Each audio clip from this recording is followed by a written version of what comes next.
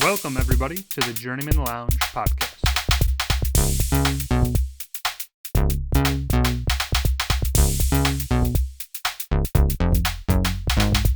You better be praying to God because, you're 14 and losses in a row. You're going to need Jesus. Am I wrong? I thought you were pretty wrong, yeah. Have the gentlemen and ladies start your engines for the Journeymen Lounge podcast. I'm Woj, coming at you on a nice Wednesday. We got Bobby here. I got Ryan. Whoa, you were doing kind of like a Tim the Toolman Taylor there. Let's start your engines. I like that. Yeah, that's why I went with that. That's good. I like it. Tim the Toolman Taylor, Home Improvement. Is on Hulu. That's feeling nostalgic. I've been watching a little bit on Woj's Hulu every now and then when I just put in my garage. We all had a crush on Topanga, right? Unanimous. Wrong show. Yeah, entirely. yes, but yeah. If you're going to say anybody sorry. from Tim the Toolman Taylor, it's Pamela Anderson is true. Yeah, and also or Heidi. I didn't say Jill's not bad either. Sorry, I confused one. You don't like Jill? In this first season, she's looking pretty good. I'm not gonna lie. Compared to Pamela Well, Anderson? obviously compared to Pamela Anderson, I don't know shit. Fucking high right now? They had the voice of what's his name, Jonathan Taylor Thompson, right? Yes, let's correct. Bring it back. Sorry. Let's redo this. No, this is good. We don't need to redo it. We'll keep it in. But let's just get on. I was thinking of Boy Meets World. Sorry. Yeah, and let's just say yes, Topanga was a boyhood crush for sure. Correct. All right, so Ryan, we're starting with you and your little. Oh yeah, so ditty. last week, guys. I went to see a couple movies, a little double dip, as I like to call it. That's what I used to call it. I used to go with my friend all the time, see two back to back. So I saw the new Alien movie, Alien Romulus, and the new M. Night Shyamalan movie starring Josh Hartnett called Trap. So I'll just talk about Alien first because that's the order I saw them in. I saw it in the Dolby Theater and at the Barrington Theater. It was really sick. I had high expectations. I'm a big Alien and Aliens fan in general, the franchise. And it looked really good. I only saw like a little bit. I didn't want to see any more of the previews or trailers, so I kind of went in semi-fresh. Fantastic movie. My favorite movie I've seen this year. Really? Alien? Okay. Like the guy, Fede Alvarez, who directed it, he did Don't Breathe and the Evil Dead remake. He's a great horror director. Evil Dead was great. Yeah, so, okay. So anyway, I can tell he's an Alien fan. He paid attention to the aesthetics of the first movie and also the video game Alien Isolation. Aliens, like clearly he's a fan, and it fit in so well. It's definitely the third best, I would say, of all of them. Obviously, how many Alien movies are there? I think there's about 8 or 9, I want to say. If you include the AVP movies, there's like 2 of those. Right. I would say there's it's a 4 divergent of the Alien franchise. Alien, Aliens, Alien 3, Alien Resurrection, the AVP, Alien vs. Predator Requiem, and then there's the prequels, which are Prometheus and Covenant. Man, they've double dipped and then into this that one, whole thing. Double dip? They fucking... No, I know. They just keep, go. Then we have balls deep. Third and fourth one weren't great, and the first AVP's not bad. The other one's shitty, and then I like the 2 prequels, actually. I think they're both pretty solid. Okay, so Alien, the first 2... Slam dunks. The best, amazing. Right, and then AVP was actually kind of cool too. I enjoyed that. Yeah, it was decent. Yeah. All right, but this one's really good. I would recommend seeing it if you're into the first 2. Yeah, it's like wonderful. Captures the spirit of the first movie, the first couple. Okay, and then Trap. Hold on. Quick question before you move on. Sure. Do you think that you need to see any of the previous? I mean, I think you should see at least something. You should see the first Alien. Of them. They have nods of the other movies in it. Like they have like. This is not really a big spoiler, but in the movie they have a pulse rifle, which in Aliens is their main weapon that the Marines use. So they have like that. They have a bunch of, obviously, Weyland-Yutani is the company behind everything.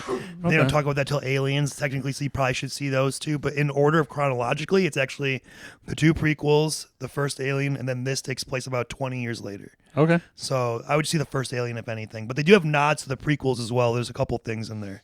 Okay. So it's not huge. All right. Now you're second of the M. Night Shyamalan, Trap, starring Josh Hartnett.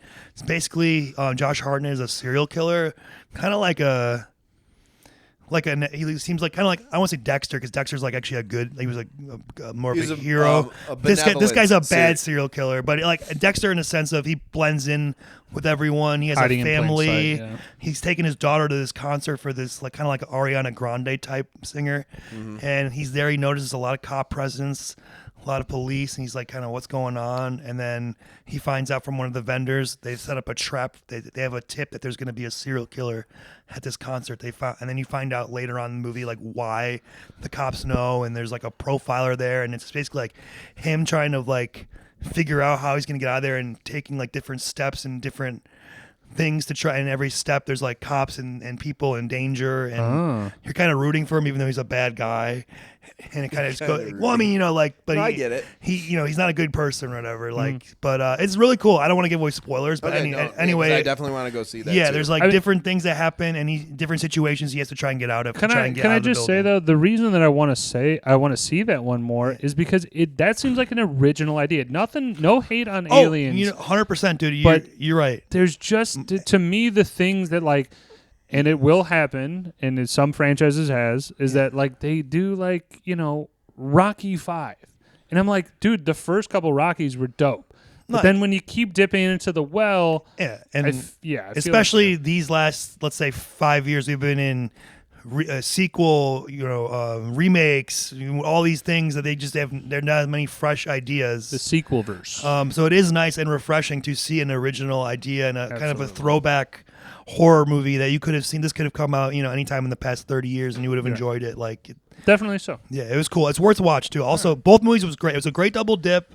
Haven't done that in a long time. I really enjoyed it. I'm excited to actually see both of those at some point or another. I might not go to the movies, but I definitely will. Also, watch a quick note, just last note on Alien, Romulus. They use a lot of practical effects and real life, like sets and stages. That's what makes it awesome. Like, you feel like you're there and the things are real. Actually, it's not bullshit. Like, a lot of CGI is overly done these days. And this movie uses some, but not as much. Way more practical and real life effects, which is awesome. Okay. Always a plus. Yeah. Dope. All right, Ryan's movie review corner.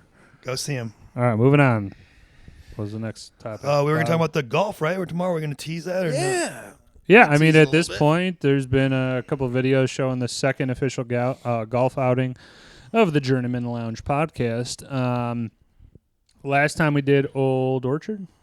Old Orchard. And then this time we're doing Glendale Lakes. Yeah, tomorrow. I don't really remember Glendale Lakes, so this is actually nice because like this is not a course in my normal rotation. I think I've been here once, like a few years ago, but it's only the one time. It's been. I think this is all new to me. I don't remember. I don't remember. Fucking all right, dude. Everybody's kind of got first crack, or Ryan's played it. I think previously. I think me and Serge went a few years ago. Shout out, friend of the pod. Yeah, we'll get some videos out there about that. I mean, to me, I'll just kind of make a quick comment about like where we're at in the season of golf. Is like, for me, I'm definitely starting to shut it down, ramping up the fantasy football engines kind of more. The power is being diverted. Why can't you do both? It's just expanding the dedication over. Like, I'll be honest, man. I golfed Saturday, Sunday, and Tuesday this week, or between the last 5 days or whatever. Been out there. So I've been out there quite a bit. I've enjoyed it tremendously. Yeah. But I will say that at this point, I've probably played like 30-ish rounds in the year. Oh, my God. So it does seem to tax, one, the body, but two, the wallet a little bit as well. So you're trying to ramp fan it. And I'm going to be losing a bunch of Monopoly money on betting for football throughout the year. So yeah. But yeah, I mean, what do you guys feel about that? I mean, I know we kind of differ on when to shut down for the season. I mean, I think you golf until you can't anymore. I golf until it slips before. If there's a 4 in the temperature, if it's like 40, okay. If there's a 4 that begins that. Yeah, no, I'm not golfing. Yeah, and even if it's in a 5, if it's like rainy or like super windy, nah, you're not gonna catch me out there either. I think if you're in the 50s and it's sunny, I don't mind it. I like a little briskness sometimes, as long as I can still wear shorts and like maybe like if I have to wear like excuse me, like a hoodie or Under Armour or something, I don't mind. But I try and get as many rounds as I can, honestly. But like you said, if it dips below the 50s, not so much. But especially after only being able to golf once last year, and that was in October, I'm definitely trying to soak up as much as I can. But like you said, though, the wallet and that's the main thing. Football is on more often, so like I'm definitely less likely to go golfing at twilight on a Monday where it would be the cheapest if, hey, there's a game at 7, you might have to like play like 2 to 6 or so, and even that is going to start to stretch with the light going down. I do want to touch on the other part you mentioned, though, fantasy football ramping up. Yeah, I have been ramping up my fantasy football prep as well, watching videos, podcasts. A couple of days ago, I listed all the depth charts out for the teams of prominent. I need to do that. I need prominent to do some players, printouts. Rookies, things I didn't know. People were on different teams. Some of them. Now I'm gonna do my rankings next week or whatever. Obviously, because we have our draft coming up. Yeah, so you heard it here first. Ryan is all in this year. Oh well, I'm in every year. This is this is normal. Fucking around. Yeah, That's like your rookie report. All of our drafts will be completed by not the next episode, but the episode after that. That's where we're going to really. And that's going to be fantasy football episode. It'll be detailed as such. A couple episodes will be pretty much a dedication to fantasy football for the episode. Right. I mean, we're starting the football season. Yeah, we're getting everybody's getting kind of high on fantasy football at that time. For that. Oh, I'm ready to go. So we'll save the more in-depth fantasy football talk though for again as we kind of get closer to it. I'm sure Can't wait. As we kind of have done those like NFL updates.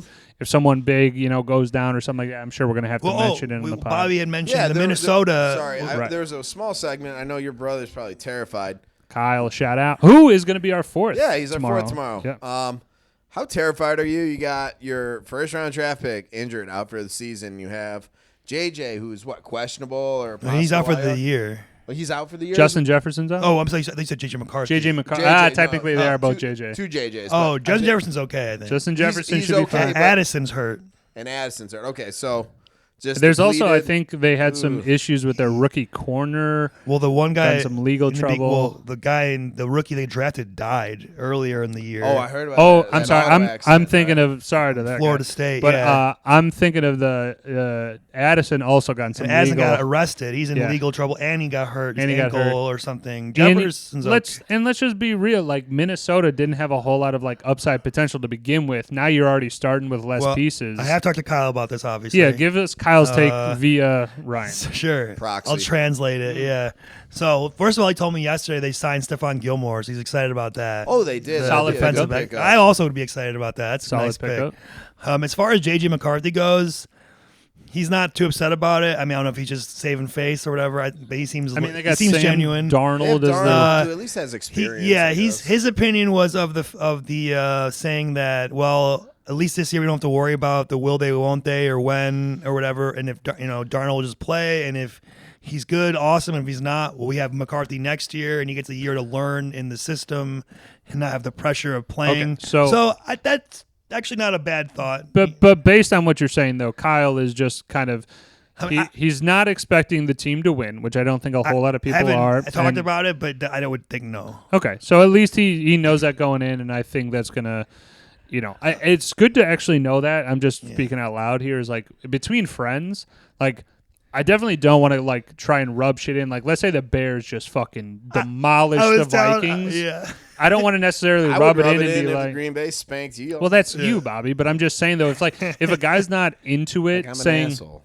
Like, but if he's saying like, "Hey, I don't expect them to win," then it takes the luster kind of out of it. If you're going to go like, "Yeah, they fucking say," he's like, "Yes, I know that. Thank you." You're right. It does take the pleasure and the sting that we usually. So I'm not going to go that route if the Bears, which hopefully they do, just destroy the Vikings. I gotta tell you, I'm excited. I am excited, not just because of Hard Knocks. Although Hard Knocks is adding to the excitement, I was already excited. Right. As you know, I talked about the players I wanted, and we got them. I'm optimistic. All right. Well, that's a little. Remind me again, Hard Knocks. They did the Jets, and what happened to their quarterback? Oh, right. And even that's a former Green Bay player. Yeah. Kind of Are kills you throwing me a that little into bit. the air? I'm just putting it. This isn't the Madden curse, Bobby. Oh, dude, I don't it like could it. be the new Hard Knock curse. I don't know. All right. So You heard it here first. yeah. Again, as we go next episode, I think it's going to be a nice transition just into like now we're talking more and more about football, and then fucking football starts, and then we're going to be ready to go. Football. Yeah, so let's get into the album review here. Yes. So this was Ryan's pick. My pick. As I told you guys, this is Fall Out Boy, Infinity on High, released in 2007. So as I told you guys, I did not personally have experience with this album. I've heard. Can you I just want to interject real quick here. Let me give some background on the band in general. Sure. Fall Out Boy, like a pop punk. Came up in the early to mid 2000s. Their first album was like 03. That kind of broke them out of the scene. I believe it's Take This to Your Grave. And then their second album was their like breakthrough, which would have the song Sugar We're Going Down Swinging on there and Dance Dance. That's From Under the Cork Tree. I could have chosen that, but I opted to choose. This is the third album. Right. So I was just mainly talking because I have a connection a little bit. It's not crazy, but like I forget what his name is, but the members of the band. So they're from like around here. They're from Wilmette. Right. So they're like local boys, like Chicago suburbs, like kind of where we're from, but different suburb, obviously. I believe is one of them Patrick Stump, Pete Wentz, and there's another guy, right? Yeah, I'm sorry, I didn't have that prepared. Wait, they're from Wilmette, all of them? I thought one of them was based or went to Conant. They were formed in Wilmette. Formed in Wilmette. Okay, I worked there off of Green Bay Road. Yeah, so there's Pete Wentz, Patrick Stump, Joe Troman, and Andy Hurley. Okay. I believe for Patrick Stump, because obviously he was in band during his formative years. My dad taught him. No shit. Yeah, so like he was a director at Glenbrook South. Yeah, he said he was born in Evanston, but I don't know where he grew up. I believe it was Patrick Stump, but it's just like a weird thing that my dad was always like, "Oh yeah, that Fallout Boy." They're, I taught the one guy. Like just a little. He's a fantastic singer. I think he's definitely my favorite part of the band. I mean, like the element. I mean, obviously I love the composition and shit too of the music, but he's a great voice. I really like his voice a lot. So that's pretty cool. If your dad taught him. It's just wild. One little quick, interjection cool tag, of like it always comes up, and again, I believe it was Suburbs of Wilmette and it just says they were formed in Wilmette, so I mean, I assume they were in the Wilmette area or.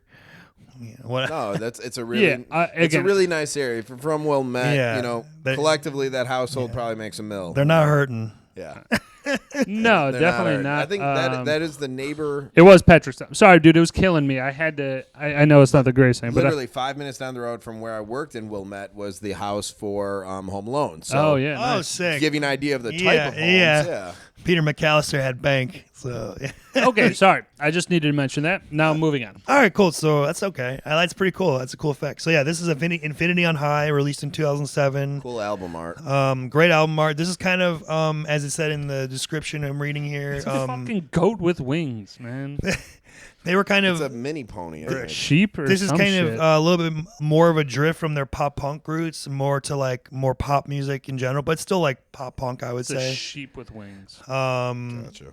It's debut #1 on the U.S. Billboard, selling over 260,000 copies in its first week of sales. And that's impressive. The two main hits you would know from this album would be "This Ain't As Seen as an Arms Race" and "Thanks for the Memories." Mm-hmm. Those are the two big ones, pretty big. So I guess I'm just going to get what's your guys' experience with Fall Out Boy or background with them? Do you like them? Do you not like them? When did you hear them? I mean, I'm assuming y'all heard them in like around high school. Like for me, I remember it was probably junior year when Sugar We're Going Down Swinging came out was when I really got into them more. For sure. It was always high school. It was always. I mean, for you, I guess would you be like 8th grade maybe? Yeah, I mean, I think it's right in that freshman year kind of caliber or like time period is just like simply like. I look back at the pictures and I go, God damn, like I look like a fucking dumbass. I got like the longer hair. I didn't give a shit about. I love it. I rocking a polo and a puka shell necklace. It's a good time, man. But again, that's more like Chad from 1999. I think I was going a little bit like more like part of the soccer team, little bit more emo with the hair. But you were going emo. I mean, it was like I had like a bowlish cut, but like I was like, I'm not gonna cut it, dude. It looks great. And then the hair flip. I was doing a lot of hair flips and shit. I will tell you though, never was a skinny jean, tight T-shirt type of guy. I always liked, more athletic, athleisure. Damn well you didn't buy these in the men's department. But yeah, I mean that was. I'm just saying, like 9th grade, 8th grade. Teenage angst type of thing, and this is what was right there. Nice. Okay. How about you, Bobby? Barbarino? I actually remember this. This was going into junior year when I was introduced to this band, and I believe is what their first album, or From Under the Cork Tree. I think just dropped. Or Take this to your grave was 03, and the big one with the Cork Tree is 05. So 05, that was his junior year. So that was I was riding my buddy's like beat up Cadillac. We were doing different like training camps and other things that we're doing for the summer for football, and pop that CD, and then from there on out, I've been a fan. I like Fall Out Boy. Yeah, I like him. I love the style of music that is that early 2000s kind of like fast-paced punk rock kind of fits right in there. But it also, like, to me, the sound of Patrick Stump is the lead singer, right? His sound is like, I think that's why people think like, oh, they're totally an emo band and all this stuff. I think it's just more of his sounds a little bit more, and it's not bad, but it's like a little bit more whiny. So it kind of seems a little bit more like, woe is me, like fucking world is darkness. I love his voice. I think it's. I'm unique. saying I love his voice. I'm just saying that's why I think. Yeah, I'm just saying. But that's why I think people think it's more emo than it really is. It just is more of a rock punk. Yeah, type of band. I think this is along with the style of the times, like growing up, like pop punk, like Green Day, Blink-182. I think Panic at the Disco, name whatever. I mean, and there are more, as you would say, emo band like My Chemical Romance or something like that, or like there's different variations, but they're all kind of share the arena, if you will. Yes, of good the call. Yep. Pop punk sound. I definitely think that they, their needle could go left and right. What I mean by that is they could flex, have a little bit more fast beat, go pace, and then they could just really drop it down to more of a more sorrowful and like melancholy type of mode. And I think if you were to listen to this album back to back with their first album, you would hear a difference. Like I kind of did that when I was just deciding. Like the first one's way more pop punk, more like this is definitely alternative rock. This is definitely leaning a little more mainstream rock pop, but still got the punk emo background a little bit. I can see it. All right, so let's get into the album. Let's just go with your top three, bottom three, and how about maybe I'm gonna introduce a new thing. How about a couple of those that just missed the cut? If you have one or two of those, let's go top three first. All right, I'll go top three. The two that you already mentioned, those are the ones that I know the most. Which would be This Ain't a Scene, It's an Arms Race. Breathing's hard, man. And Thanks for the Memories. This is why you're Mr. IR. Like, fuck you. We're just sitting here talking. You okay. Get hurt. think I broke a rib. Jesus, my God. All right, those two most commercially played. The ones that you knew, I think the best. I would say that Fall Out Boy is probably one of those bands for me that like never got into their secondary shit, because I think honestly at the time we were really blessed with like there are so many good fucking bands out there. We really were. And then also on top of that though, like once you start to develop your taste in music, I'm also dipping back into the 90s and starting to fucking figure out those bands and shit like that. So I would say though that for me, the album in its entirety, it's like those two songs are good. I like the I'm like a lawyer with the way I'm always trying to get you off really me and you. Really strange track titles. That's all I'm going to say. Like this seems like something you'd find if you randomly threw some Swiss cheese on a thesaurus or in a book, and you just the pasty camel's backyard, something like that. That's Bobby's LP coming out. The Tasty Camel's. What was it? The Pasty Camel's Backyard. There you go. Bobby's coming out with that. Yeah, the Journeymen Lounge.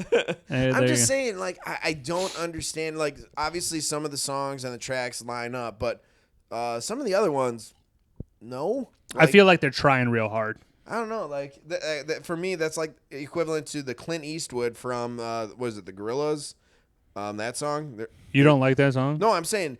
Why is it named that? It seems like such a ridiculous track title to me, for something that clearly shouldn't be called. To me, I get what you're saying. There is not really in some of them like I'm like a lawyer and I'm not always I want to get you off.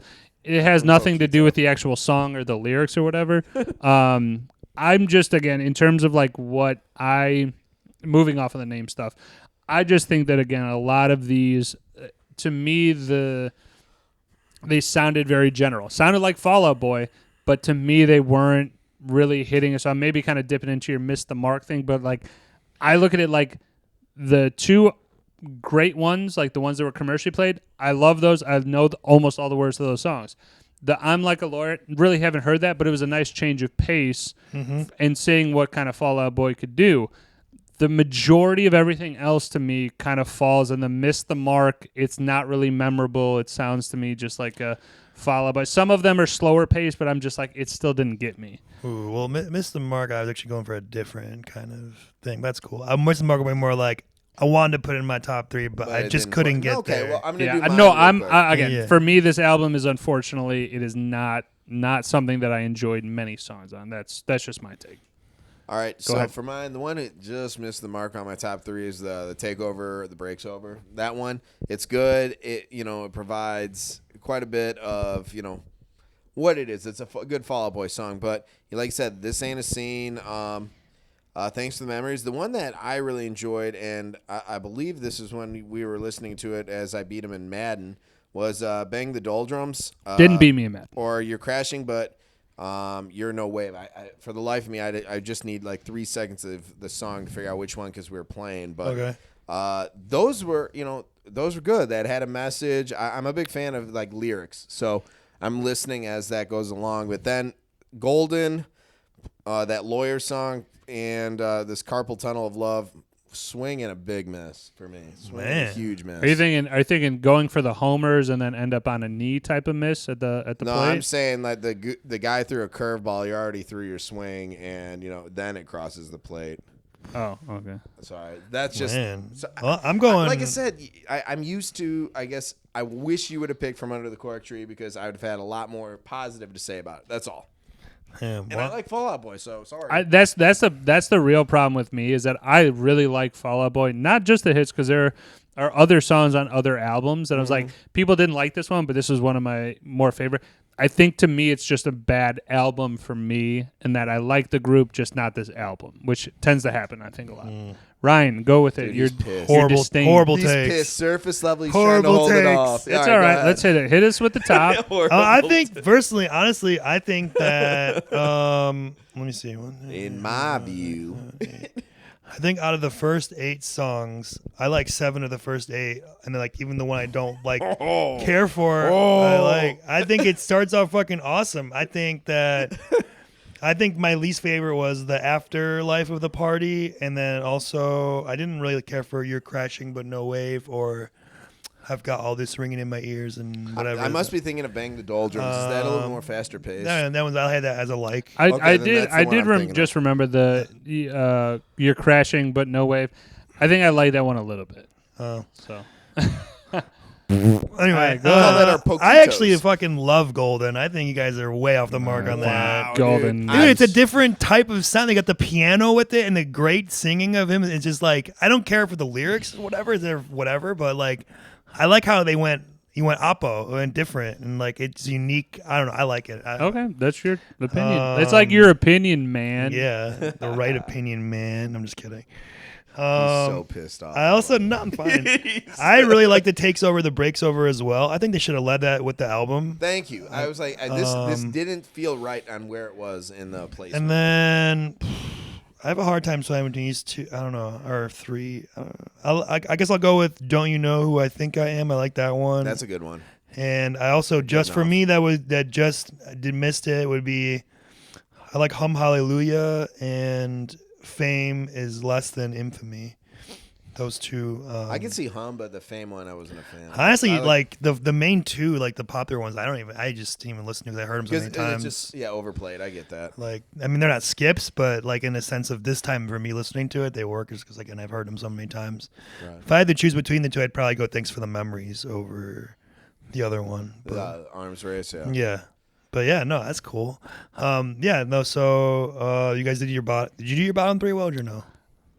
He said the rest of the album. Yeah, you pretty much did the rest of the album. He pretty so. much shit on the rest of it. Yeah. There are ones. I like that Fall Out Boy. Do you like Fall Out Boy? I don't know. I do like Fall Out Boy, It but doesn't seem like it. It'd be like You know what's fun? I like that they were featured in Sex Drive. I think that was them, right?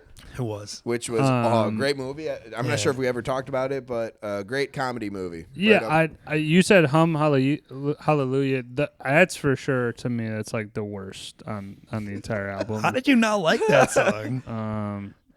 It's like upbeat. It's got a good chorus. Like, I don't understand. Okay, what are you looking for? The golden one felt like I'm about to write a suicide note.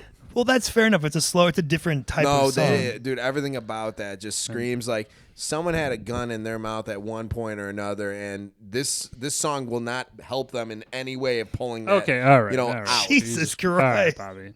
That's a little dude, I'm just saying everything about this just seems depressing as shit. Well, I mean, I'm not bashing the lyrics or whatever. Sorry, that was an overstatement. We'll probably cut that from. We're not cutting it out. Okay, so cut that. All I'm just saying though is that I think of Fall Out Boy is mainly like the songs that I enjoy the most are the ones that are definitely more fast paced. And you know what I also just now that I'm thinking, and this could honestly be, is that the movie review that's coming up is Empire Records.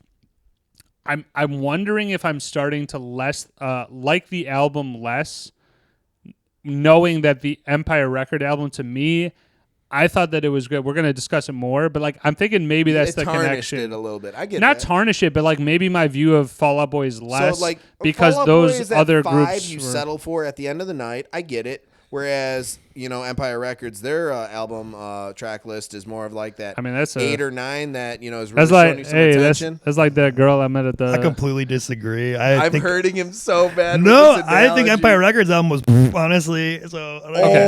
Okay. All right, we'll get into that. Yeah, later. Sandpaper album. But I'm just saying, I think that's really where, because again, I do like Fall Out Boy, but I'm starting to realize that maybe we have to maybe separate the great album movies with great albums from the album review, maybe, and that'll cleanse my palate a little bit. Well, okay.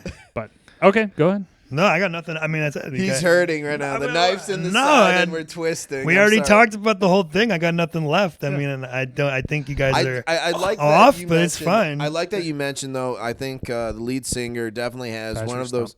Sorry, what was his name again? Patrick Stump. He has Former such an GBS iconic and recognizable voice, and you could really enjoy it. It is, it's not like. That's why I like Golden. I feel like Bobby's being patronizing right now. I'm not trying to You're patronize. not trying to be, but it seems like you are. Like, which is okay, funny. for example, Stevie Nicks has a very, or Shakira. Those for some people that annoys the shit out of them listening to that. I'm saying this guy has a very. Like just a good voice all around. There's nothing about it that it just seems like I mean, I just don't That's like. all. I don't know. I was trying for to me, put out of analogy together. out of the first like 8 songs, let's say take away Golden, and I'll even take away Thriller. The other ones, they sound to me on the same par of other Fall Out Boy stuff. That's what Woj was saying. No, he wasn't saying it though because he didn't like Hum Hallelujah, which is I was included in that, and the other I don't know. I might have messed up Hum Hallelujah. It's fast paced and it's What was another one that was slower? Like I know the Lawyer one was slower, and then what was the other one that was slower? Golden was slow. I apologize. That's my bad. They had the piano. Golden is the one that I was like I thought that was. Well, the least one. I honestly I kind of knew that would be like a I hate it or I love it kind of song. Yeah. So I'm not surprised that you guys didn't like it. I'm sorry. That's okay. No, you guys are okay. No. And I'm it's just not a laughing matter of my analysis. If you're having bad or depressing thoughts, talk to someone. Bobby, I want to throw fine. it out there. It's I felt fine. bad because Just I went move into on. detail It's fine. about Just how move horrible on. No, dude. it's fine. I'm fine. I was just kind of more of like, damn, like I didn't know. I'm not saying I went in thinking you guys would like love the album, but I didn't know there'd be so much disdain for the album. It's Yeah, not hate, man. It's just I had way more fun listening to this than the last 2, honestly, and I like the last 2. I like Wu-Tang. I like NWA. But so you're telling me you had more enjoyment listening to this album than NWA and Wu-Tang? Yes.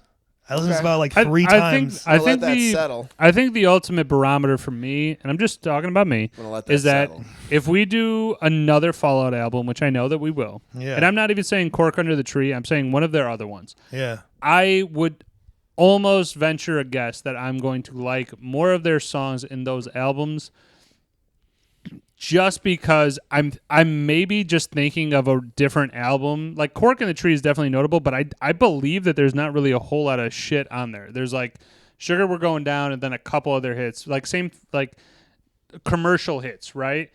I'm thinking that I maybe just grew up on a different Fall Out Boy album. Again, as I'm saying, I don't think it sounds like that much different to me. I mean, it does a little bit, like, but not like. But can you It's understand? not night and day. No, but can you understand though that like if you grew up on one Eminem album and somebody else was like, well, my shit was like 5 years later. No, I can. I think Yeah, that's kind of but just what's happening. That's is what that- I do understand that, but again, Okay. I'm not seeing that the difference in that disparity. To me, it's not that much different.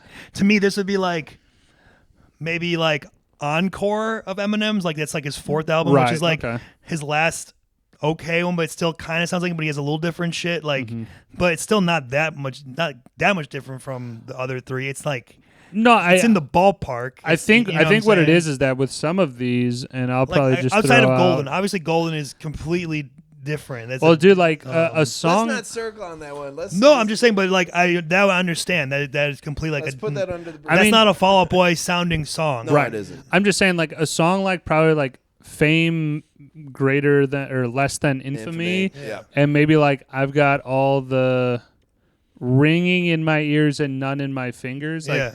I don't know if I've ever heard those songs, so it's a gut reaction for me. Sure, yeah, it's the that first I'm time- literally gonna be yeah. like good or that. No, I mean, you and know. I've heard these multiple times, some Right. of them, so I get the like that would make I don't sense. think that, Right. like I said, those last two tracks, I don't know. Maybe I they didn't don't like end I well didn't on like it. the last, and that's what kind of like the thing. It's I like, didn't like the last two. It's like Jaeger. I mean, it Yeah. has a bad aftertaste when those are your last two closers. No, I agree. I didn't like the last two. I like the front half more than the back half. But overall, like of the 14 songs, I probably like at least I mean, 8 or 9 of them. Bobby, you're right with the Jaeger, but why would you do a Jaeger shot at the end of the night?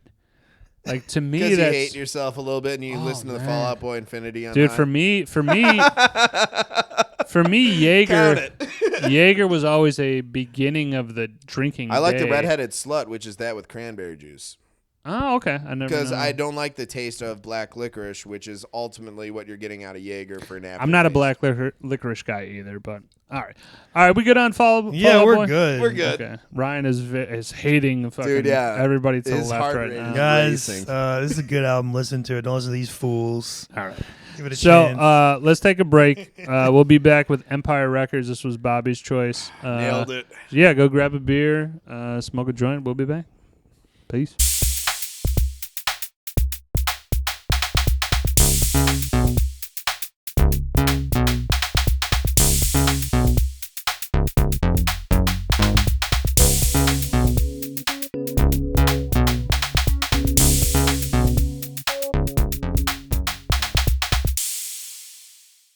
All right, there's still some animosity, Journeyman Lounge podcast listeners. Ryan's, on that hate train. But anywho, hate.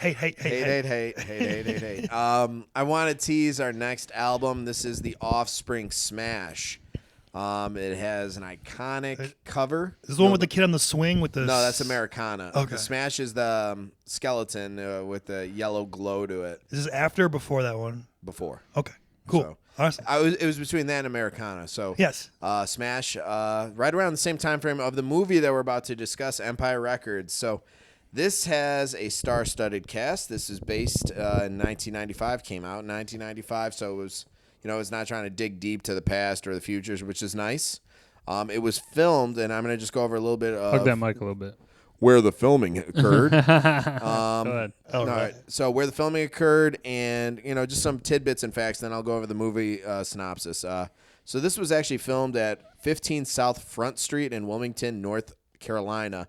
They basically used different, brought in the team and just used parts of a bar to kind of work up the scenes that you see on the exterior and interior. So that was kind of cool. Can I just mention this is one of the Yep. coolest set designs I've ever seen. Oh. That fucking record store, like the way that they made it out, is Sick. fucking so dope. I had in my notes working at that store in the 90s would have been the best job. Best job I ever. think you'd have a lot of friends too that just want to come by and hang out. What a which- hangout job. It was a great, yeah. Dude, 95 was what? I don't think cell phones weren't around yet, or if you Where did, No. they were there, but they were not prominent. you didn't even have your Nextel yet. I think that came later. No, I mean, if you had one, you were rich, or you had a job that needed it, or something like Right. that. Yeah. Fair point. So Sorry, go ahead, anyways, here's the plot, and I'm gonna go through it, and it'll make a little bit more sense. In terms of location, because I was a little confused. I'm like, what state is this? You know, Well, he based said Hold on. he Sorry. went to Atlantic City, so I assume they were in Jersey or New York. Sorry, before we get into the deep throes of Mm-hmm. the movie review, did we tease the album already? He did. Yeah. The Offspring Smash. Yep. He said it. You With the did say it. skeleton. And he tied it in. He's like, and this movie takes place at the same time. Okay, Yeah, my right bad. around the same time. I totally omitted that. My bad. All right, so We're the good. plot is an independent record store called Empire Records is based in Delaware, which I was like, Delaware, go figure. It is right south of New Jersey, right near, next to Maryland, and then, Atlantic City is just south of that. So Because originally when the movie opened, I don't reckon it, but I'm like, to go to Vegas, but then the next scene he's like, I was in Atlantic City last Atlantic City, night. Right. So he's referring to the employee Lucas. He was tasked by the store manager Joe to close up the store for the first time, do the count. And while he was going through the day's count in Joe's office, he discovered that this store is going to be sold off and bought out by Music Town, which is a larger corporation Franchise. and basically they'd all be out of work because they don't fit the mold that is Music Town. So he went, grabbed the $9,000, and actually doubled it. He played craps on his first throw. Yeah. Put all the money out there. The come out roll. Come he out rolled roll. it. He hit a 7, doubled up, and then got greedy and hit Snake Eyes right after that. So really quick turnaround. I think he played some quarter slots or penny slots because you see him walking in with one of those big cups with some change. But Yeah. Oh, yeah. so to go into this real quick, I want to do the cast, and then I'll open it up for kind of first impressions, and then just other Q&A. Before we get into that, I do Yes. want to just ask a quick question because this actually ties into the plot. Is Lucas Joe's adopted son? No, I think my impression was No, I consider it like a he big was brother just type of relationship. He was just a kid that he took in and made something of him, and now he has this respect for Joe, and kind of like I guess not his real son, but like maybe like He gave him a job. He gave him an right, opportunity. but like he looks up to Joe, like Yeah. he's like a mentor, Right, he said like a big brother kind of like opportunity. or like an uncle kind of like Yeah. feel like big brother, yeah. Okay, I'm just saying because in one of Lucas's monologues, he is saying that my parents were gone, I was put into adoption, and all he says is, and then there was Joe, and Joe came and picked me. Like it's not saying like, oh yeah, Joe's I think he thing, was but- referencing to at a point of his life. So he said, I pissed the bed. Sorry, and I know, spoiler alert. Yeah. He's like, I pissed the bed until I was 10. My parents gave me up to the county. 3, hellish years later, I finally got introduced to Joe and everything. but he doesn't say introduce. Again, No, he but says Joe came into and my life. came But- into my life or I whatever. think he turned his life around is what he's Okay. saying. Right, Like- because like, he was just bouncing around. I and needed That's fine. guidance and a job, and it kind of ties into later. When I know we're spoiling, but with the Warren Beatty character, kind of doing Are this, you going to give me a job? paying yeah. it forward again to this kid. Yeah, I love Warren. So I'm let's- just saying that it ties into the plot of like I would think more of if like an employee of yours stole money, basically is putting the store at the brink of bankruptcy and losing it. If this was my employee, like I'm throwing him to the cops. You're gone. Bye bye. I think Pressing charges. But Well- now it ties in that he's got this connection with him. I would say too, it's not a corporate job. It's more of like a small business. So I think those He type said of it's an independent those record type of store. jobs, like I think like. but you it is can- stealing. It's It is. I know, but I'm It's saying, but stealing. he like I think he knows him and like he cares Right. about him, so he's not just like It's not like part of HR policy. It's not like an if you worked at- independent store that makes a couple if thousand you worked at like dollars. TJ Maxx, your boss is going to turn you in. Okay. But maybe you worked at a local whatever, and you have a relationship with this guy, he'll give you an opportunity at least to make good on it. something. kind But of thing. all I'm saying though is that again there is an ability You're for telling us Joe. the Russian judge would have called the cops right away. I'm saying there's an ability for Joe to go, this guy did it. He's right here. I have him. Yeah. He is going to jail. And then on top of that, he can get reimbursed for that $9,000 because if a person steals from you, the court will have the, Right. I mean, I get through that. insurance or Well, whatever. I think it'll- it's showing Joe's character and his relationship. He's not with, taking the safe bet. He's with not- Lucas, and that he's like I said, he looks like he took him in a sense, maybe not like actually took him in, but like watches out for him kind of thing. Right. No, I just had the question because it was ambiguous Yeah. in the movie, but it's still a fair question. It makes absolute sense though, is that the record store is essentially a family. Like Yeah. everybody is. That's what it there's- seemed like to me. Like that was the whole vibe of the movie. It was like we're a family kind of workplace. Mm-hmm. No, you're right. I think Okay. you guys really touched on a lot of different themes. Okay, I'm going to give you a quick trivia Q&A. This actor, famous actor, prominent actor, was cut from Empire Records, his scenes, because he was dealing with and he went into rehab for alcoholism.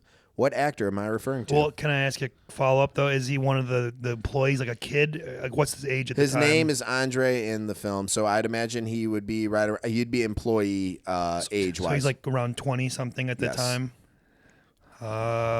Is it 95? alcohol? He said, hey, cut me out of the film. I have to deal with this, and he got help he needed, so that's good. Is that too early for or I'm sorry, too late for I'm thinking of Sean Penn. Nah, it's too late. That's Is it too late. Christian Slater? No and no. Good Is guesses. It, Christian Johnny Slater's Depp? No, a little late. No, it wouldn't Ethan be too Hawke? late. No, Johnny Depp could have played a Toby younger guy. Maguire. No. Oh, shit. no shit. He was filmed and cast for Empire Records. His name was Andre. He had a bout that of would've worked. alcoholism, and he went to rehab, and he basically said, hey, just cut me out. Wow. Damn. Okay. He wanted to deal with that. It makes sense. He wanted to take care of business. So I'm going to go through the cast real quick and their names, and then I have a quick Q&A on that, too, once we get there. So you have Liv Tyler as Corey Mason. Robin, I know I pronounced her last name wrong. Is it Tooney or Tunney? I think it's Tunney. As Deb. You have Rory Cochran as Lucas. Ethan Embry as Mark. Johnny Whitworth as AJ. Renee Zellweger as Gina. Anthony LaPaglia as Joe. And then you have Brian Sexton III as Warren. And Maxwell Caulfield as Rex Manning. And then Debbie Mazar as Jane. Those are the primary cast. Now there are other guys like Coyote as Coyote Shivers. Shivers as Burko. Is it Burko? Burko. Did I get that right? Yeah, Oh, Burko. the stoner pizza guy? No, that's Eddie. That's okay. James Chemo Wills, which is the greatest nickname of all. Chemo. So All right. those are the main That's fine. characters. Now, the question I have for you guys, what character would you put yourself, if you were filmed in this movie and you had to embody one of these characters, what character would it be? Man. Who would, if you could be the swap out, which role would If fit, I could, fit you like who would a I glove? want to be? No, but what I role? want to be AJ because Liv Tyler at the end. That's what I want to Okay. be. You'd put yourself as AJ? I Are would you the like to artsy be, type? but I'm Okay. not like an artsy guy. I No, mean, so it's got to fit. if I'm fitting it to me more, probably like the Mark character, if anything, like just having fun at work and putting different music on and I'll show you little people. yeah, that kind of probably him. I would say. Okay, Woj. Yeah, I mean, who fits what they are in the Yeah, I mean, I'd say it's what fits tough, man. closer to your core. If you had to, I mean, it wouldn't be a hard step in for you. I would say Anthony LaPaglia. Yeah, so like just Joe too. Yeah, in terms of just Yeah. like a more of a family or like, hey, they're kids, they're fucking up or whatever, but like you can try and do it. Like anybody else is really tough to try and assume. Now, again, I would just pose the secondary question to who would you want to be? You already said AJ. Yeah. I'm going Coyote Shivers, man. Frontman of the Burko, band. yeah, he did a great job. And you know what? I really enjoyed Sugar High. I think that was actually that's a retake. I know we're gonna get to the music. I'm just saying, what a great cover of it, or what a great version of it. So very exciting. Yeah, All right, so. This is your first time seeing the film. I know, It is. Woj. This is specific to Woj. When were you introduced to this? I mean, probably right around the late 90s, early 2000s. I mean, this is definitely one that was for sure my brothers had shown it to me, and I definitely sought it out. And, it just pops in, whether it's, early 20s, mid 20s, late 20s, early 30s. I'm still watching this movie regular. It is one of these movies that, like, I wouldn't, if somebody's like, what is one of your favorite movies? Empire Records doesn't pop in, but then every time I see it, I'm like, oh yeah, I do fucking love this movie. I really enjoy it. Now, believe it or not, mine was introduced a little bit later. I think I was, either just out of high school or something like that. My buddy Johnny is like, hey, check out this movie. I'm like, all right, cool, check, and I was just blown away by it. So that was my exposure. So I've had a few times since then to obviously watch and rewatch it. I will say I've known about it for forever. I've always seen the iconic poster with Liv Tyler on it, and one of those movies like, oh, I should check that out. But I always want to give it its justice and watch the whole thing. Yeah. And that's why I usually would be on TV and it'd be like, oh, maybe I catch a scene, but I didn't want to watch it like that, so I would be like, I'm gonna wait. And sure enough, you picked it, and I got to watch it. So, all right, now I want to dive right into favorite quotes, favorite scenes. Okay, well, those are two different. Yeah, All which right, So let's start with favorite quotes. Favorite quotes. I'm gonna veto that and actually go. Let's do favorite scenes. I'm I will. veto I'm gonna Sorry. second that. It veto. just All right, more let's go. sense. Favorite scenes, and we'll move into it. So one thing I'll just start off with is that Get you it, start with a Lucas monologue, who is Rory Cochrane, who we just had in Dazed and Confused Slater. as Slater, and I just absolutely love the fact though that in two movies, not even like obviously we didn't pick them Within 2 years of each other. but I'm just saying though is that 93 and 95. his type of like his roles in both movies are so different, but still on like the outcast kind of odd, which I think is in his wheelhouse or his home run space.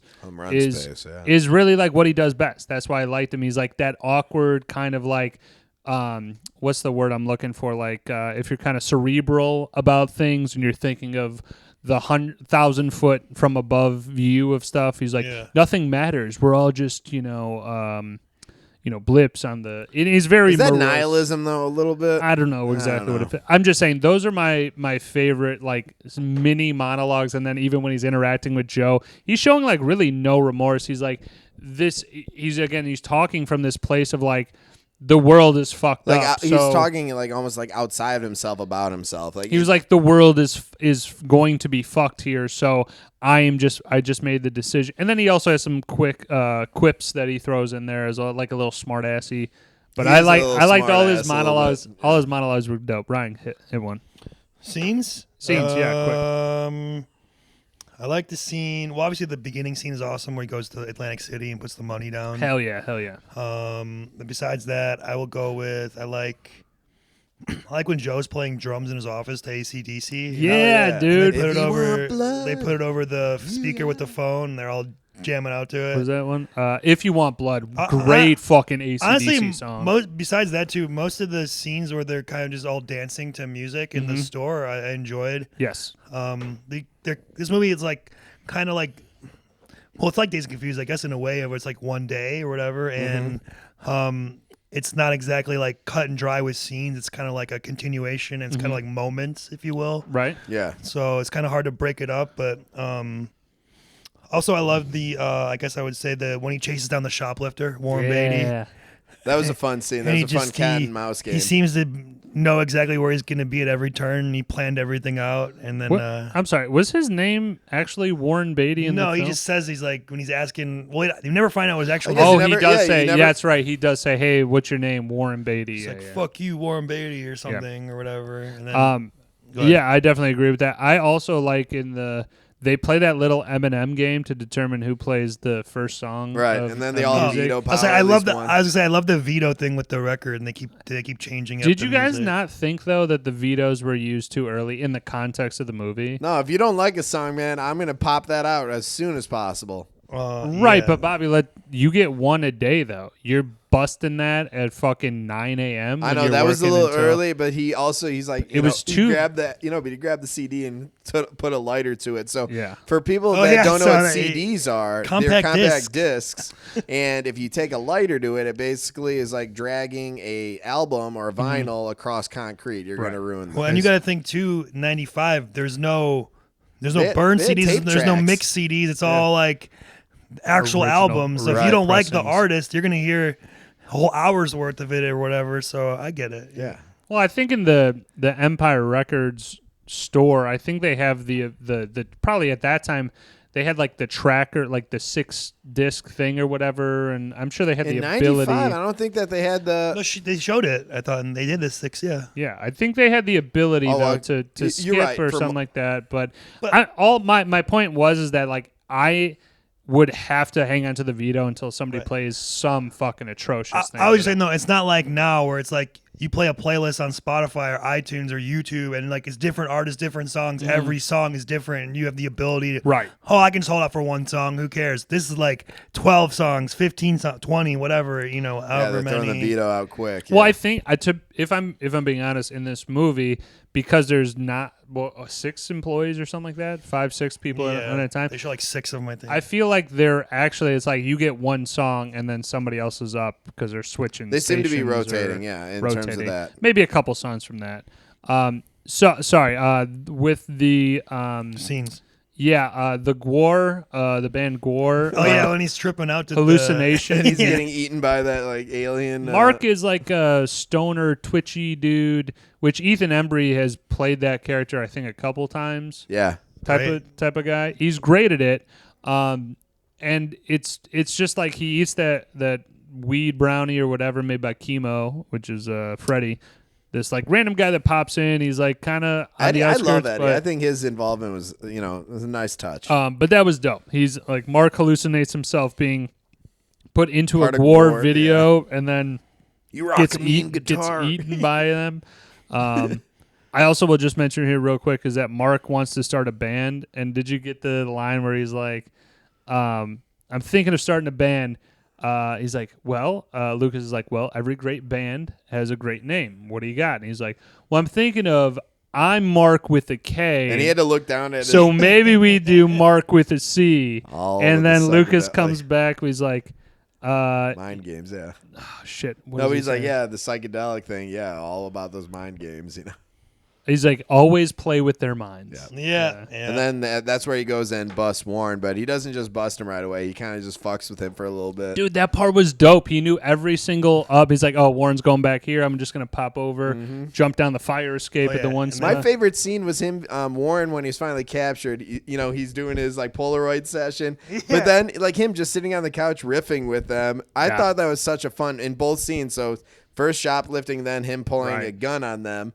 In both of those situations, I was just laughing, and I thought it was just so fun. Yeah, the entire cast. Yeah, he becomes like kind of part of the crew, and I love how they're all. You gonna give me a job? He's like, is that what this is about? After Rex gets done fucking Gina, and he comes out, and they're all like busting his balls, like your music sucks, your hair sucks, they're all laughing at him and giving him shit. Well, they all hate Rex. What's his name in there? Rex Manning. Rex Manning is like this fucking like older like. It's like think about women monster crowd, ballads, but it's like a Michael Bolton. That's the best comparison. It kind of reminded me of like a lamer like Michael Hutchins, almost like In Excess, but like a worse version, like an older. Because Michael Hutchins is actually awesome, but I like could see it. I'm just saying it's something that like the older ladies at the time, as you see, like he's doing a signing at their store, and then there's like a girl that's like, hey, he's like, hey, what's your favorite? Who should I make this out to? He's like.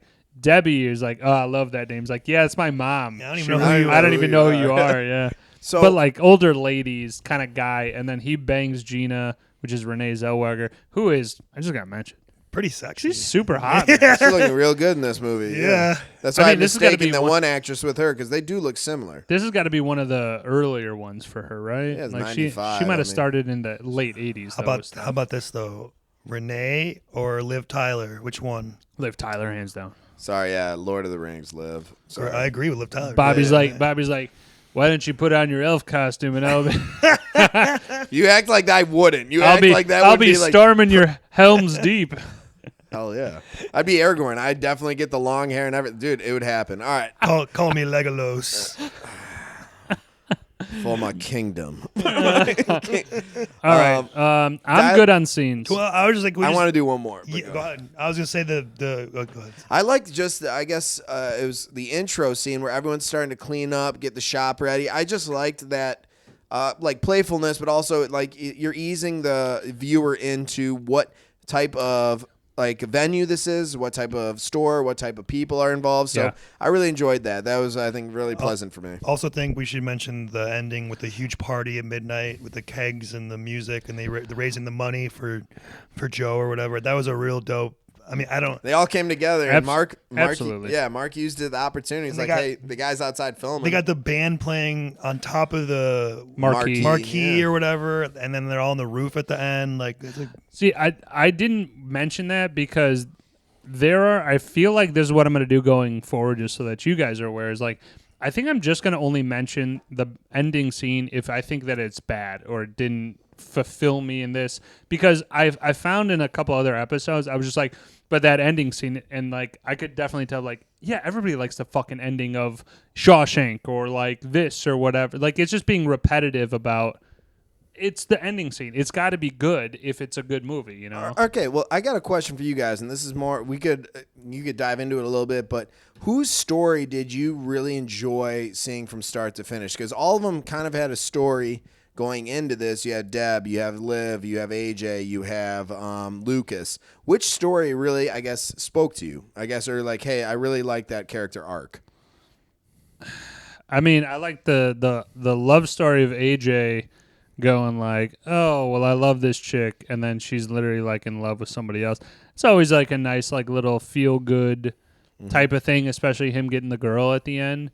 I definitely feel the stress and being that we're older of Joe being like, this guy just fucked me, man. Like he's like freaking out in the office. Especially when they like, did the confrontation of Gina and Corey. Her Corey. being a speed freak and her one being promiscuous, and he's just sitting there like, why don't you go home? And I'm going into a quote. He's like, I haven't fired anyone yet today. Why would I start with you? But then that confrontation, you see them both explode, and he's just like, oh my god, like what do I do here? What there's nothing I could do here to de-escalate this. Sorry, what's your story or character that you really enjoyed seeing from start to finish? Joe or Mark, for sure. I could have used either of them.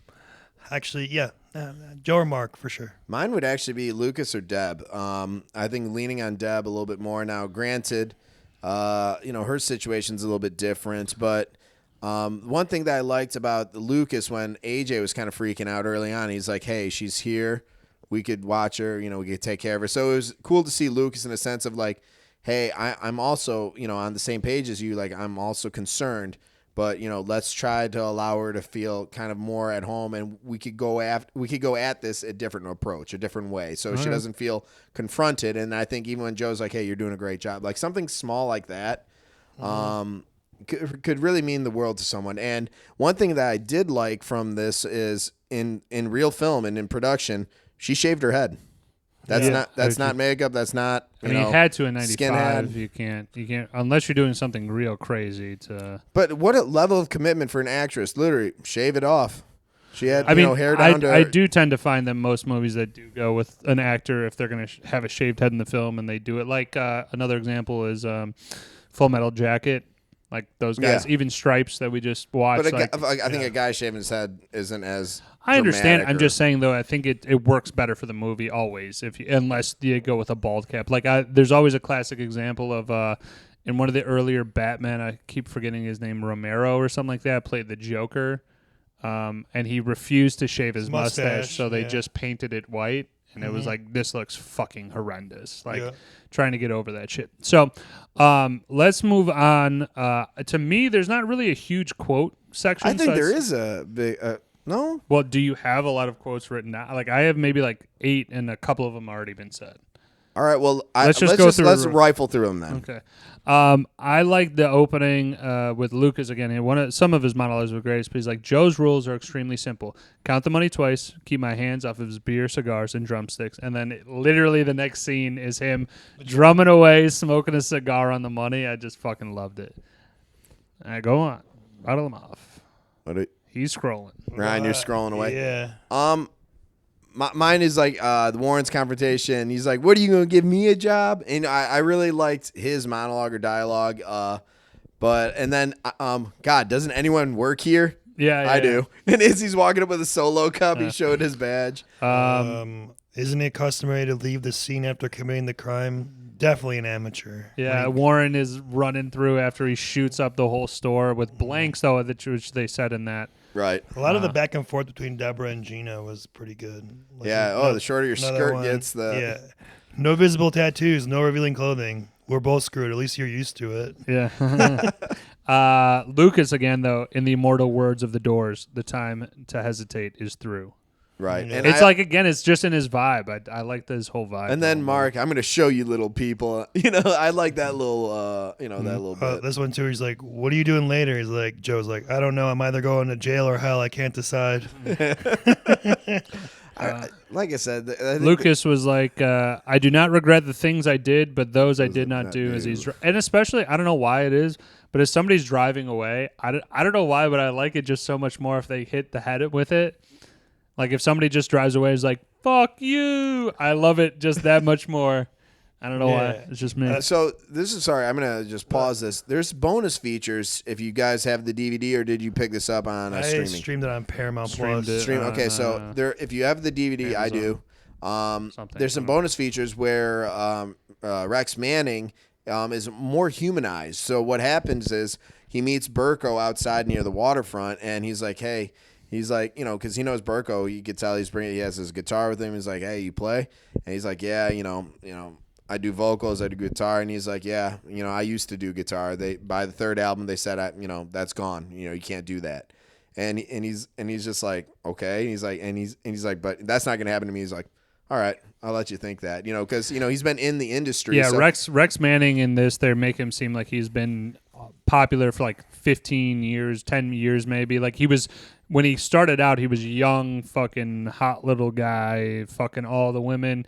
And then now, obviously, he's progressed 15 years later. Right, now he's now on the moms are downswing. interested. Yeah. I think it works better that they cut that. And No, I know they, that. They make him seem like more of a dickhead then. Right. No, so like I said, I think that played better to Yeah. the film. But even at the end, there was another scene from that bonus feature was they did Say No More, Mana More, but they did it in a punk version. And that's where Liv Tyler, Corey, was trying to scream up to AJ's. But they just kept the Sugar High song going because they originally had it where they're doing Say No More, Mana More, but in a very cool punk, like rock version. And he's there in the audience, and he comes up and starts playing guitar with him because he knows how to play. Right. And they get arrested together, him and Burko. I see that ending. I'm more inclined to do, but I also look at it like the choice of song, which we'll get to in a little bit here. Yep. It's a good choice for the last kind of song and the cherry on top of the movie. I had to ask if you guys saw the bonus, but because that changed my way I saw Rex Manning. Just kind of tying though to Rex Manning as he walks out from fucking Gina. He's like, "What? No applause?" No applause? Yeah. I love that. It's just I hope you like Blue Ranch, that was funny. or what is it, Blue Cheese Ranch? I just realized I have like 6 Lucas quotes. I said the one before. Always play with their minds when Mark is telling him about his band name, and then he goes, "Warren, look what you took: rap metal, Whitney Houston. It's for my girlfriend, okay?" He's like, "Sure it is." Who glued these quarters down? I don't have to explain my art to you. Yeah. And then I just got one more here from Warren. He's like, "You are psycho. What the hell is wrong with you people?" As the is Deb the shaved head or not? Yes. Yeah. When Deb comes up to him, like he's got the gun pointed right at her, and she just tried to kill herself earlier in the day, and just ready to die. And she's like, "What are you gonna do, Warren?" And then he says that line.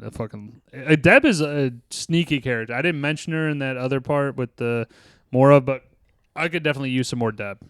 And I like the little dance scene where AJ basically was told, like, hey, I threw myself at Rex Manning to, Corey, his love interest. And he's like, fine, I'm going to 180 this right now. And, I like just how the dance scene progressed. And but then he was stuck to the couch, so he brought the pillow with him and danced with the old lady, which was fucking great. But Deb and Burko, though, are like kind of an item somewhat. I guess maybe they've been physical or seeing each other. Maybe. But there was a comment that's saying, like, you didn't seem to mind last night. That's what she said to him. Like, yeah. So I think Burko might be a love interest, but he's obviously, I don't think, maybe not involved. A boyfriend, girlfriend. Yeah, he might not be as involved. All right, Ryan, what other quotes you got? Throw some out. Fat man walks alone. Yeah, that was so random. And I have one more. Wait, you rob him for $9,000, and I love that whole Warren, and he has that list, or not list, but I don't know what to call it. But in this life, there are nothing but possibilities. I had that one too. All right, good on quotes. Good on quotes. All right, we got to dip toes back in the cast because let's dip. You mentioned the guys that and obviously of the main. I just want to mention here real quick though the James Chemo Wills. So Freddie, I know that he's an extra in Dazed and Confused. Okay, I that's what I thought. Talking about Burko? No, right. Pizza Man. Freddie, the guy who pops in. Oh, Eddie. Is it Freddie or Eddie? I thought it was Eddie. His name is Freddie. But okay, that's exactly. I was like, dude, I've seen this guy before in movies. Which also to tie that in, did you guys notice at the ending credits, him and Mark were chatting? I enjoyed that. No, I was gonna say, well, that's good too. Yeah, I was gonna say at the register with Corey and Gina, there's a Dazed Confused little sticker. Yeah, the smiley face. Have a nice days, DAZE, and the smiley face upside down. It is on the cash register. Yeah, that's dope. Also, like Slater obviously is in it, and this guy. There was a few nods. I saw that too. I like that. Yeah. And then I also I do feel that like Coyote Shivers. I've never heard of this guy before. Didn't even know that was him. He is credited with singing the song Sugar High at the ending. So I don't know if he was an artist already, or they just were like, "Hey, dude, do you want to do You have a the good enough song voice. Let's for like you're gonna play it? Do you want to play it?" And Does Renee sing vocals for the female part? in the credits for soundtrack? Renee Zellweger is not credited. Okay, So I don't know if this was his song and they changed it up for the movie to add in Milli Vanilli, Renee, or Gina's something. like passion in this, or her arc is like, hey, I want to be a singer. I want to grow this. up like my mother or something like right. that. Yeah. So Debbie Mazar, the last thing I'm just going to mention here, she's top billed in this, but she's really only in it for a little bit. She's like the assistant. I don't understand her character. She's Jane? the assistant. I like Jane. She's the assistant of Rex Manning, but she has an association with the record store because back in the day, I would assume that like record stores, like this record store was booming. Okay, they've been around for the 60s. I mean, $9,000 in a fucking night. They're definitely booming. But I'm Right, saying they also have been around those from the 60s because He said my beatnik father. Yeah. Mitchell's father, Changed who it that from- guy's like 30-ish, started it when he was I younger. think it says established 1959. That's 1959. Right. That's right. Correct. Very So good. I'm just saying, is like this is one of those record stores that making a lot of money. I could see them employing 8 people in the store and then also having hey, she works as an assistant or a liaison I didn't get for the guy. her character / role. I don't think they gave her enough meat on the bone. Yeah, well, it seems like she's like his agent or publicist or something like that, like where she's like she books his events and gets him shit that he needs at the whatever, and then they're all busting his balls to her while he's signing autographs or whatever. And then she's like goes to Joe and is like, I quit. It's like, why are you quitting to him? He's not your boss. I don't understand. And then also on top of that, like she asked Joe out for dinner later, so I think they were trying to maybe get a love story. I feel like there was like a scene cut in there somewhere where we're missing some type of. Well, did you guys get so maybe this spoke to it. Joe was outside after, I think everything kind of hit the fan where he explained to Mitchell, like, hey, the money's not there. But they haven't yet set up the, the party to revamp or, save the empire. He's outside talking to Lucas, and he's like, "Yeah, my father said I'd never amount to anything." Because you could see, like, kind of the depression setting into him. He's like, "Now I'm gonna get fired from this gig." And he said both my girlfriends in the past, literally, been dumped or like, had a gun pointed at me. Like, dude, one kicked me out, one dumped me. Yeah, I forgot. But you could see, like, him, he was holding on to a thread, and the fact that Jane was still interested in him, I think that kind of gave him that spark. And he also had some influence on the kid's life. You're like, hey, he saved me, like, back when. So I think for him, it gave him some purpose. Like, I know I'm not great, but I did something. Yeah, you guys got to get the quote right, though, with that. Sorry. He's like, Joe, you know women. He's like, well, my ex-wife divorced me, and my girlfriend kicked me out at gunpoint. Yeah. He's like, okay, great. So, I'm going to ask her out, at 1:29 p.m. exactly. All right. So I think we could move into the soundtrack here because soundtrack we do have some dissenting opinions here, which I'm honestly, I'm going to say kind of shocked here because, Ryan, you said that the soundtrack to you was a miss. It's fine. I think that, like I said, I had like 6 tracks listed. I don't know if they're really part of the soundtrack, but they're part of the movie in some way. To me, a lot of the 90s, I think it's I love 90s music, but I think there were better 90s songs they could have chosen. That was my take on it. It was like, I don't know these ones as well, like, and I know the Cranberries, but I don't know those 2 songs that well. Right. He's talking about "Liar" from the Cranberries. Yeah, and then there was one, and "How" I think was the other one. Okay. And there were some other ones, like I thought they were okay songs, like they're not like bad, but they're not like what you would say. Well, I don't think that distinguishable. They're like they're fine. Like they're like I kind of like the fact. Sorry, and this is I guess on the other side of the thing is. They didn't go constant mainstream. Maybe they didn't have the budget to say I could grab all these 90s. That's where I was going to go. They still have I'm running through this real quick. They have the Gin Blossoms. That was my favorite one. Gin Blossoms was Till great. I hear from you. And I love Video Killed the Radio Star, so that's just I had a low-key favorite of mine. I had Money from the Flying Lizards, which those 2 are also in The Wedding Singer. I'm not going to lie. To me, it seems like they blew their budget with a couple hits like AC/DC for sure. Cranberries for sure in the 90s. I put A Girl Like You, Edwyn Collins. If you hear it, it's like from a couple other movies. I mean, I was like, Counting Blue Cars, Tell Me Your Thoughts on God, the Dishwalla from Dishwalla. Oh, Dishwalla. That's a 90s good That one. is for sure a 90s reference. So I think that all the music at least was relevant. It wasn't like they were grabbing stuff that happened, I was. Go ahead. To me, and again, this is why I'm probably a little bit more taken aback here, is because for me, this sprays all fields of the type of 90s music that I love. Is like 90s fast-paced rock, and then also some free-flowing shit. Like a very good comparison would be like Blind Melon, where it's like kind of like hoity-toity, but I fucking love. I would have loved Blind Melon if it was. That wasn't in this one. No, but he's saying like I'm that saying style. the feel of it for some of the songs. I understand.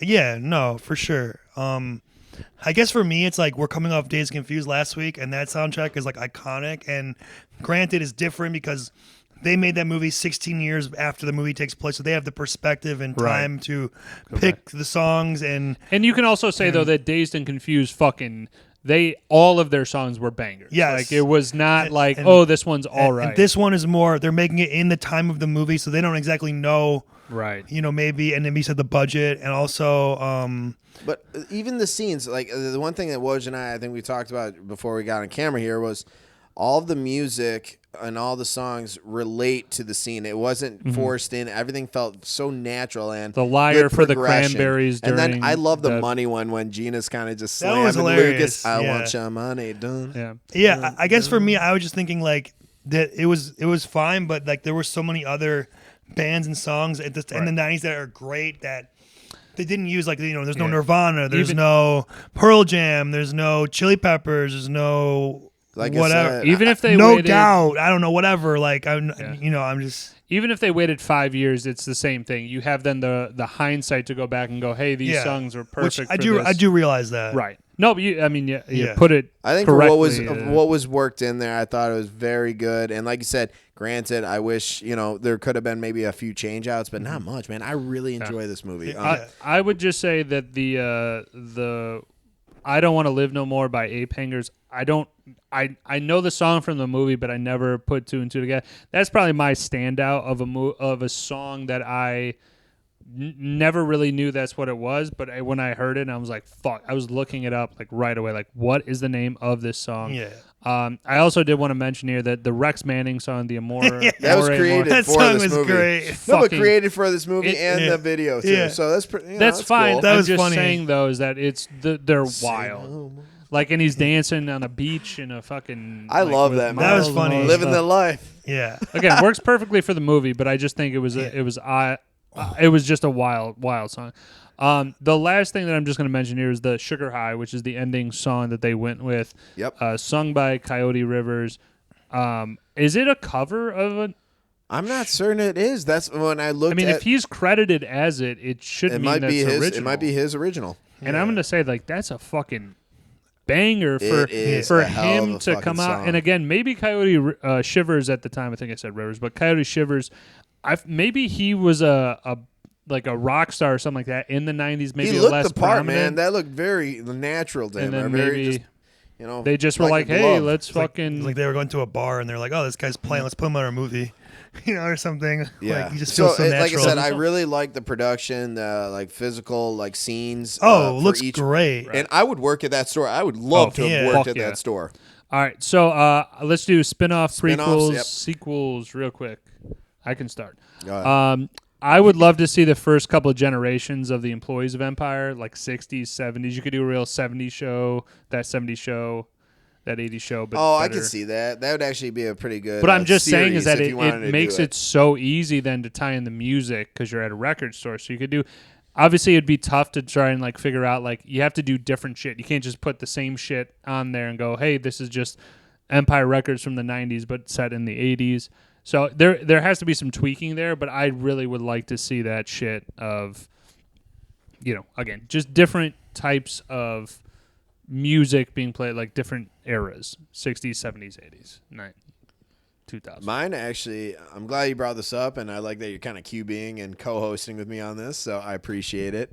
I would love to see the rise of Warren. I would like to see him become kind of the Lucas, so like add a few years to it. So now he's a little bit more seasoned, and he's the new Lucas of the group. I think working at a record store's taste in music would definitely become better. Like you could definitely see he was going like a very specific white boy rapper. Like, hey, I want to be, rap, metal, all that stuff. I think his music taste would become more eclectic at that time. I think this movie would just work really well as a show.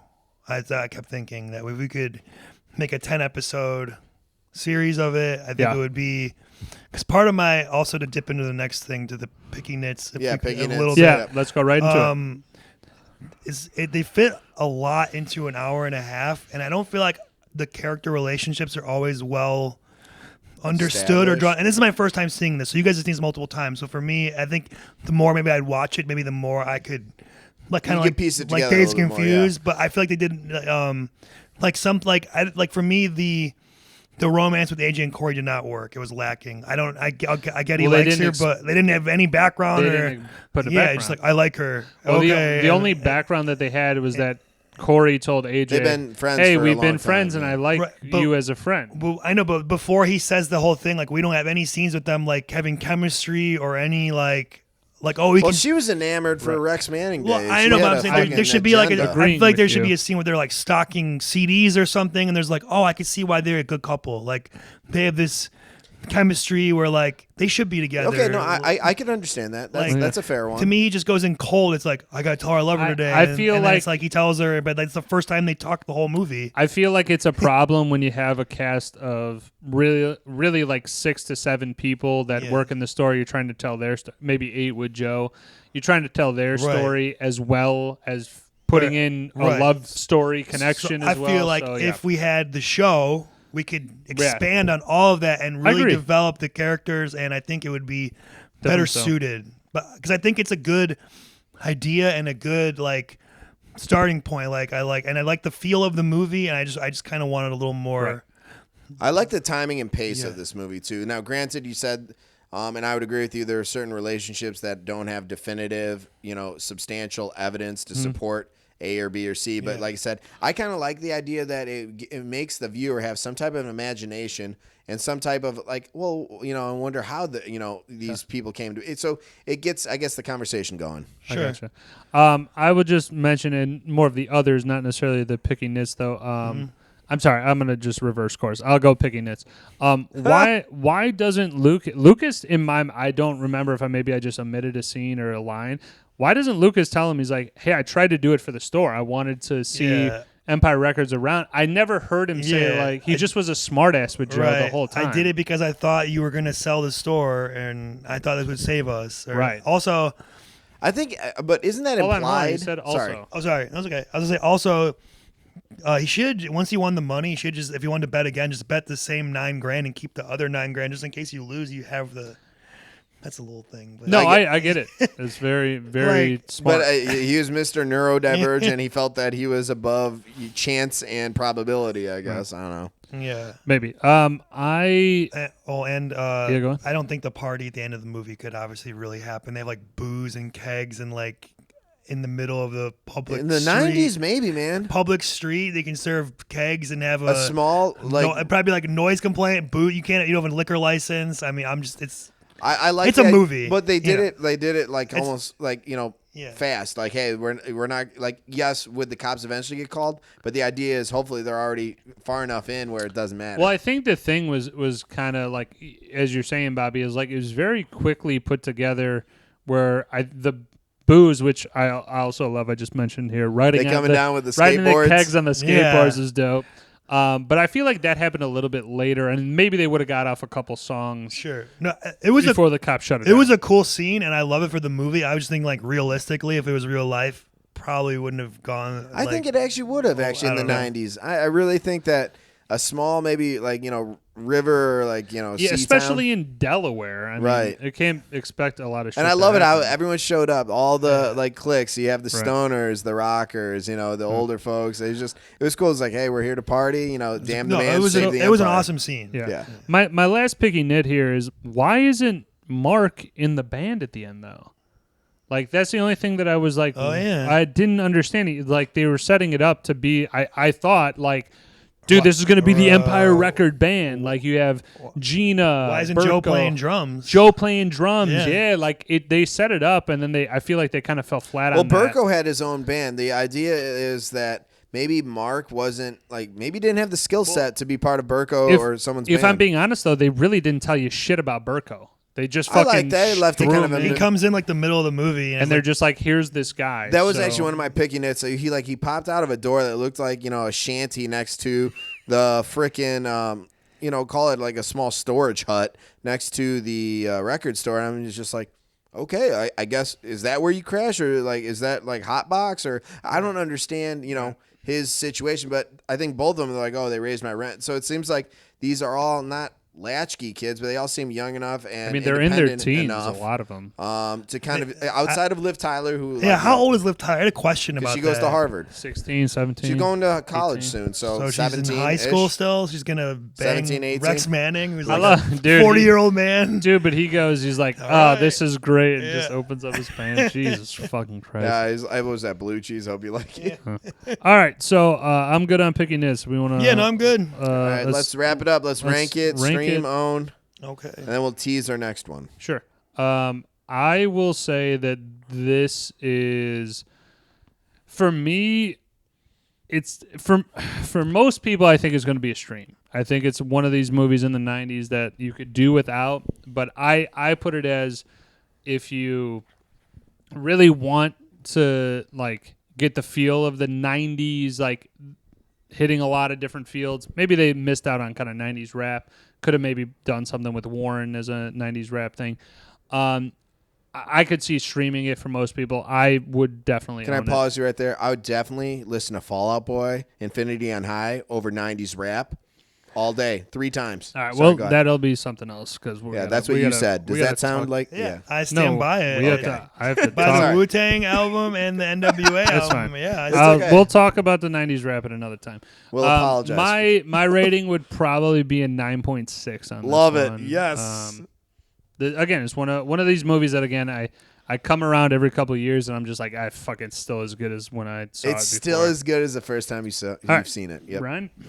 it's a stream for me. I feel like me seeing it for the first time, it's probably a movie where you would like it more if you see it a bunch of times, because you get just the feel of the characters and the relationships and the stories better than me just going in kind of cold turkey. I gave it a 7.5. It was solid. Dude, ouch, man. That It's a hurts me C. on a personal 7.5. level. It's a C. Personal level, Well, that hurts. you know- I know Hey, that's man, out of, hey, dude, it's not a fucking in the Yeah, sixes it's or it's a fives. solid. I enjoyed it, but until I maybe see it more or whatever, that's my grade. Yeah. Okay, Bobby, it was what you fun. got? ouch, man. All right, words. I expected better from you. That's all. I'm not upset. I'm disappointed. No, Oh, whatever. what you This is a 10 for me. I love it. I own this movie, and I could watch this, start my day, finish my day. It's one of those type of movies. So you don't own it, though. I do own it. I have You do own it. I Sorry. have the DVD. I had the bonus Nice. features. That's why I was telling you about it. Right. Sorry. And I actually kind of like that different play if they went that direction with Rex Manning, humanizing him a little bit. I but mean, they would have to have brought it back together in a. that's the thing is I better don't think there was fashion. enough string holding that plot. And that's what Ryan was saying, is that they didn't go into enough. But you have context 90 of minutes, the- man. I There's think like of the characters' relationships with each if other. you went okay, then would you have added real quick? Would you have added another 10 to 15 minutes of content? Yeah, I think this movie could have easily done an hour 40, hour 45 of actual movie. I guess for me, I'm trying not to compare it to things, but maybe I am comparing it to a little bit, to Days somewhat, where it's kind of similar, but it's, different stories. But one day, You don't want to hear Different. my opinion on this. I would take Empire over Days. well, it's a terrible opinion, but that's okay. You'd be way wrong, but All that's right, we fine. don't have time anymore. No, Way wrong. but I think Days does a better job of intertwining the characters and the Yes, stories I would agree and to the that. music, and everything blends to a more cohesive and understanding story, whereas this is kind of a little more loosey-goosey with some things. And again, I have obviously way more experience with the other movies, so granted Right, that okay. they'll lean into that. Maybe if I saw this more, I would have better understanding, like I said before, maybe appreciate it more than I just seeing it for one time. I could understand your objection, and I respect it. So All right, so we're good on. yeah, we're done. Empire That's Records? it. Who's teasing next? I think this is my choice, correct? Okay, so we are going to start. For me, this is not. If you guys want to pick a movie, that's fine, no big deal. But Mel Brooks is easily one of my like favorite Oh, here we go. directors, actors, combos I'm of already all loving time. the choice if he's the director. I'm going to start with his first movie though, Young Frankenstein. So we're gonna go. I believe that's his first. I mean, I think in the biography that I read about him, he did a lot of like TV shows and stuff like that up until the 70s, and then kind of transitioned into film. So I believe it's 1974. Young Frankenstein is his first film. So we're gonna start there. Again, you guys at any point. Are you saying you want us to do Mel Brooks movies? No. All I'm saying is that my goal, what I thought of is like, I want to do Mel Brooks films. I'm going to do the entire 11 film collection that he's done to this point. I don't count Hotel Transylvania. I'm talking about the pure ones where he directed it and or starred in them. And if you guys want to pick at some point a Mel Brooks film, I'll go hell yeah, dude, let's do it. I'm just saying you don't have to do it right next. No, fair enough. I just want to know in a couple weeks if I had to do that or if I had an open selection or whatever. This is just a standalone. I love Mel Brooks though, yeah. But Young Frankenstein next movie review. Again, we're gonna be Frankenstein. Whatever. All right, we'll fucking quote it up when we get there. But so next week, business as usual. We are gearing up for the fantasy football season. The week after that, and we'll mention on the next one, we are going full fantasy football. We're going to do draft stuff. We're going to have teams drafted. We're going to get the fantasy football stuff going. I will tell you the Buffalo Dip will be making its return right around that time. My stomach's perked up. All right, so I got to go get the ingredients then. All right, fuck you, Bobby. Fuck you, Bobby. So yeah, we got the Journeymen Lounge podcast. We'll ride again. Fucking can't wait to get this goddamn football season underway. I'm champing at the bit right now. I can't wait to golf tomorrow also. And we got the third official outing coming up with, I mean, one of the all-time fucking great associates of the pod, your bro.